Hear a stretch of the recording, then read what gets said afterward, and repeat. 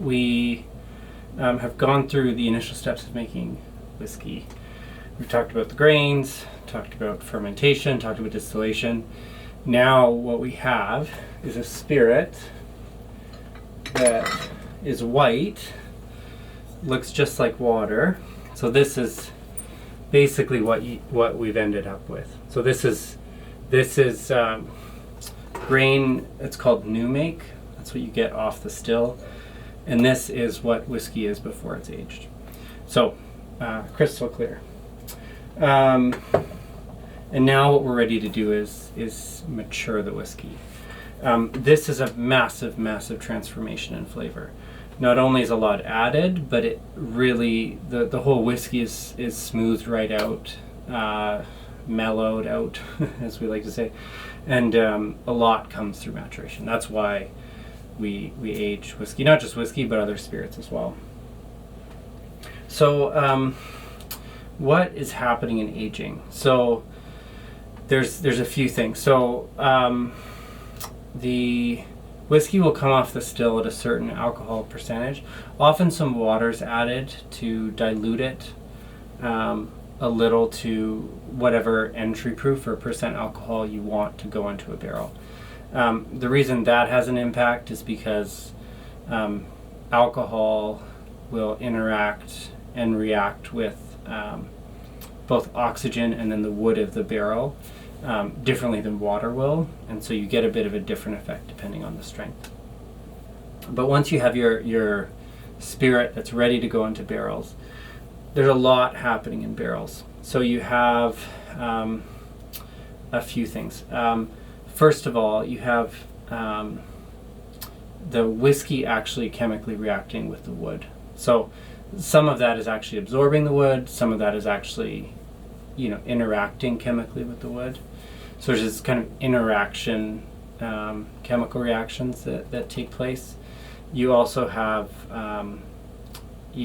extraction, where you're actually pulling flavors out of the wood. So we use almost always oak barrels for whiskey to actually get the flavors of oak.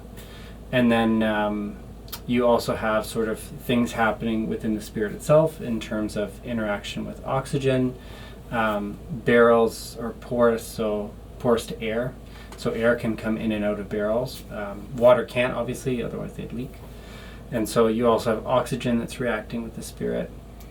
And so you have all these different things happening over time in a barrel. And it really transforms it. So barrels are made of oak almost exclusively. The reason they're made of oak, there's a few reasons. One is the flavor's good. So if oak flavor gets into your whiskey, it's good. There's a lot of vanilla notes in wood, which is generally nice in whiskey. Oak also is strong enough to hold a lot of a large weight of liquid as a container, and it's also watertight, so you're not going to have whiskey leaking out. There's types of oak, like we would usually use we'd usually use white oak, not red oak. If you were to use, say, red oak is strong, but it's porous, so you actually will have the you can almost actually suck water through red oak like a straw. So it'll just the whiskey, won't be watertight, so the whiskey will just leak. So from that perspective, the choice of wood is significant. And what you have in a barrel, is so you can see the way that a barrel's made. You have all these staves of wood. So you just have these strips of wood all around the barrel. And so that forms the barrel surface. If you were to cut the barrel in half and look inside the barrel, this is worn, but this is the outside of the barrel. This is an old piece of a stave. But if you look on the inside, you actually have a char layer. And so the reason for that is when you're preparing a barrel to be filled with whiskey, wine as well, you char the inside of it, and that does a few things. It does a similar thing to searing a steak in terms of flavor. You start to break down the molecules in the wood. Through all these reactions, it brings out just tons and tons of flavor. And if you were to soak a piece of oak that hadn't been charred or toasted in water, and then were to soak the same piece of oak that had been charred and toasted in water, very, very different flavor. So that it does a lot for actually flavor development, because as I said, whiskey actually absorbs the flavor in the oak. The other thing that charring the inside does is you get a charcoal layer on the inside of a barrel. And that's really significant because that is a charcoal layer of activated carbon. So if you think of Brita water filters or other water filters, they often use activated charcoal, and it strips things out of water, but in this case as well, whiskey. So that charcoal layer will actually strip out a lot of undesirable compounds in your whiskey. So if you taste a spirit right off the still that's going to become whiskey, there's a lot going on usually that you really don't want in your final product, and that charcoal layer really helps to kind of take those things out. So you kind of have, I guess to summarize, you have extraction happening through that charcoal layer that's actually sort of filtering the whiskey. You have interaction between the spirit and the wood, so you have both absorbing the wood and whatever's in the wood if there was a previous liquid in there, but then also actually taking on oak flavor. And then you have reactions between what's coming from the wood and the spirit, and then you have reactions from the spirit and the air that's inside the barrel.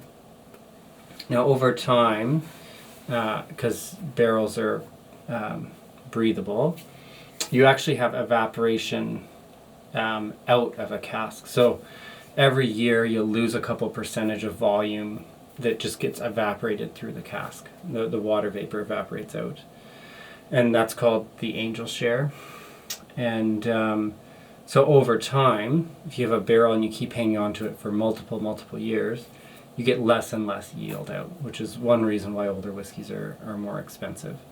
And if you keep, the barrel long enough, it'll actually fully dry out. So on really, really old whiskeys, often they'll, collect a number of old barrels together, mix them together, and put them in a brand new barrel, just so that it's not all lost to evaporation. So now in terms of what barrel you use to mature your whiskey, because there's different options. So as I said, oak is predominantly used. In some cases it's required that it be oak. Certain whiskey types require that it be oak.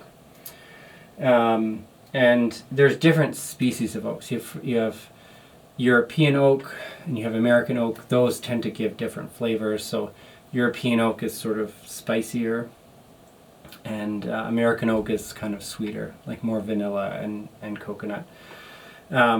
So different profiles, and if you've tasted a lot of whiskey, you could actually pick out the differences just by tasting. So I can taste French oak, for instance, versus American oak in whiskey generally. I mean, if it's low concentrations, I might not pick it up, but if an American oak finish versus a European oak finish, they're quite different in profile. But then you also have how much that cask has been used. So in Canada, we can reuse casks again and again. And what happens when you reuse casks, it's a bit like if you keep reusing a tea bag, you get less and less extraction happening from the oak barrel. And what that means is over time, you get less extraction coming. So if you have a brand new oak barrel, you get a lot of oak flavor. If you reuse it, you'll get less oak flavor. And if you keep reusing it, you get less and less, so that casks sort of become less active. In Canada, we like casks that aren't very active because they don't add too much to the whiskey. The whiskey can mature on its own, and we get a lot of very consistent sort of neutral characteristics, which can often be great for things like blending. But all types of casks are used. So we use new casks, which give a lot of oak flavor, and then we use casks that have been used in different sorts of spirits before. So if they've bourbon barrels, for instance, so barrels that have been used for making bourbon are very, very popular, and that's where most Canadian whiskey barrels start, is ex-bourbon barrels. And then we reuse a lot of our barrels, brandy barrels, all kinds of barrels. Rum barrels are used as well for maturing whiskey. Now, what happens when you are using a barrel that used to contain a different type of liquid? So if that's a sherry barrel or an ex-bourbon barrel, the first thing is that the barrels actually have a bit less, so the oak is less active, as I've said, because they've been used. So it's like a tea bag. You keep using it more and more, you're going to extract less out of the tea bag. Same with the barrel. But the other thing that happens, so if you have a bourbon barrel, you also have a lot of bourbon that's actually dissolved into the wood itself. And so not only do you get less active wood, but you actually have bourbon trapped in the oak that just dissolves into your spirit. So you get the characteristics of what was in there before. If you have wine cask, you get wine dissolved into your spirit. Sherry, same thing. You just get sherry dissolved into your spirit. So the appeal of using casks like that is not only you can control your oak a bit in terms of how much you extract, but then also you get the characteristics of whatever is in the oak actually coming in the whiskey. A surprising amount of liquid can be dissolved into oak casks. So sherry barrels, for instance, that might be 500 liters, could have over a dozen liters of sherry actually dissolved into the wood. So it's a massive, massive amount of sherry. So then if you think about it, of the 500 liter capacity in the barrel, if you're filling a sherry barrel with whiskey, after 3 months, once all the sherry has been dissolved, it's 2% sherry, about. So yeah, it's quite a bit that you're adding to your whiskey through using these different casks. There is now in maturation you can do a number of things. You can fill a whiskey in one barrel and just leave it in there till it's done. In Canada, a minimum of 3 years.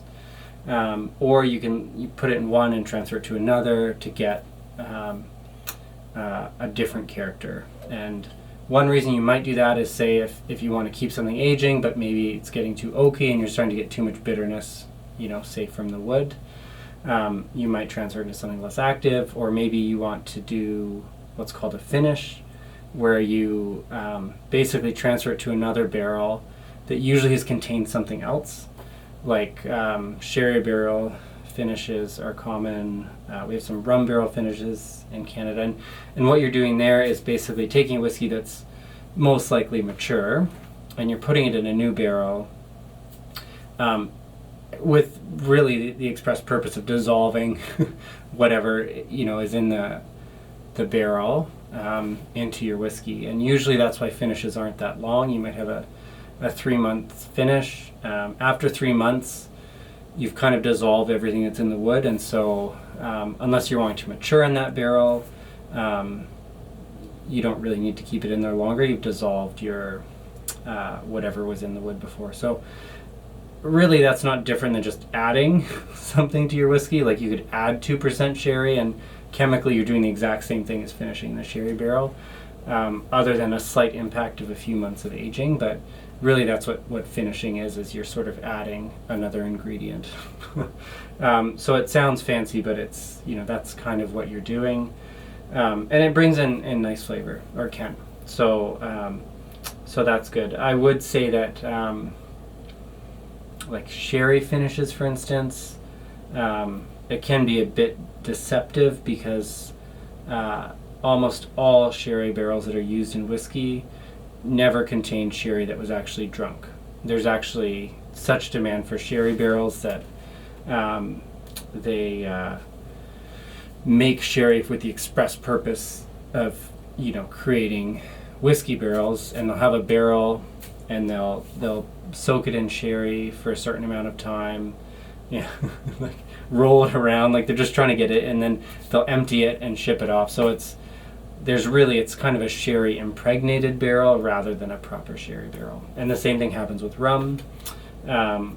So it's not as I don't know how I'd say it. It's a bit of a, it's a bit more, I guess, manufactured than you might think, and so that's kind of where that's at. Last thing I want to touch on is color. So if you use, a big thing that you get from maturation is color. And if you mature something in new oak, so for instance, this bottle was matured in new oak, you can see that the color is very, like this dark, rich caramel. And there's no coloring added to this whiskey. And that's because your char layer in the oak, really you kind of caramelized wood, that caramel just dissolves right into the whiskey and gives it a lot of color.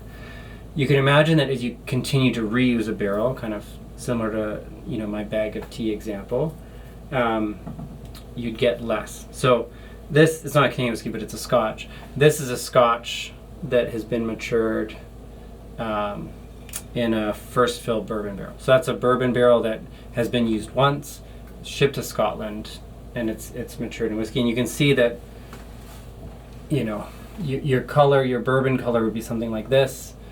When you reuse it, you start to drop in color. And you can imagine that as you keep reusing it, here's another bottle, it's a bit lighter, your color continues to start to become less prominent. And you can find some whiskeys that really look like white wine, or they're almost clear, with barrels that have just been used again and again. That's totally fine. Those whiskeys can be very good. So color is not an indication of quality. However, I don't talk about color too much because in Canada, caramel coloring is used all the time to darken a whiskey. And so I don't want to point out any examples, but most whiskeys in Canada have caramel added to them, so it'd actually be lighter in their natural state. They're added at concentrations that really aren't detectable in general, at least as far as anyone's told me. But that is added. So it'd be fun if we could talk about color and actually assess a whiskey and look at color and think about what cask it was in and for how long. But you can't really do that when coloring's added to them. So that's that on color. The only other thing with color is obviously if you mature it in, say, a sherry barrel, you'd not only get the color coming from the barrel, but whatever the sherry was in there, that color gets in as well. So if you have something that's reddish or brownish, you know, it'll give the whiskey a bit of a reddish or a brownish tinge.